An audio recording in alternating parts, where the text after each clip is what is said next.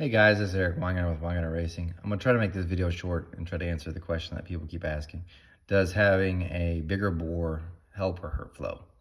If you've watched any of my previous videos about the KMJ assault head, you will have seen me do a whole bunch of process with the head, and I thought I'd use it just to kind of show off some stuff and give you some information just to kind of help you guys out. So I finished the porting the head completely, and all the tests had been performed on a 4030 bore, which is common to a 355 Chevy, a 383 Chevy, very common there. However, a lot of people have asked, well, what's it flow on a bigger bore, say a 4155?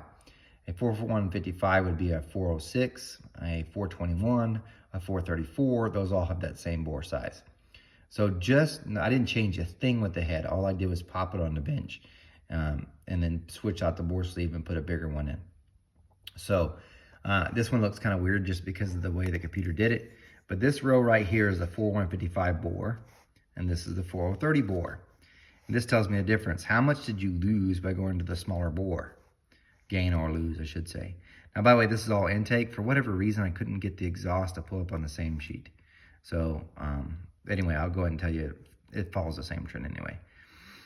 If you look at this, the smaller bore hurts it everywhere. So the negatives mean it's lost flow except for here.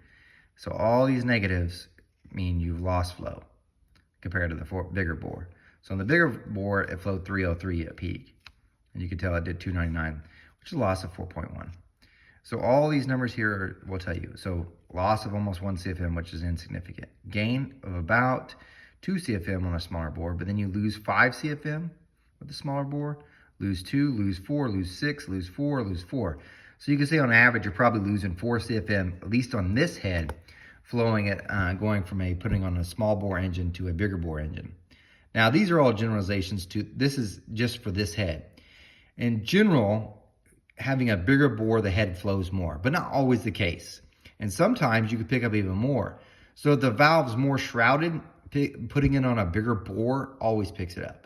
If the valve's not as shrouded, then putting on the bigger bore doesn't gain that much because it's not that the cylinder's in its way. So that really depends a lot on the head and the valve spacing itself. Just in this case, it picks up. I will say, though, if you're asking me in general, a bigger bore flows more air with the head in general. So hopefully that answered that question. Feel free to go back and watch the other videos about the flow versus the bore.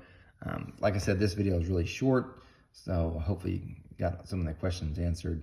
I will do another video later because on a small block side, this is only like 120 difference, so maybe 1/8 of an inch, but it's a bigger difference than a big block. So those guys want the answer, they just wait for another one.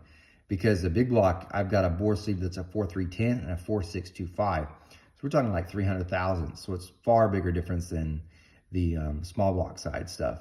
So I'm getting ready to finish porting a set of Brodix Race Right Oval Port 270s. I'll film on a 4310 and a 4625.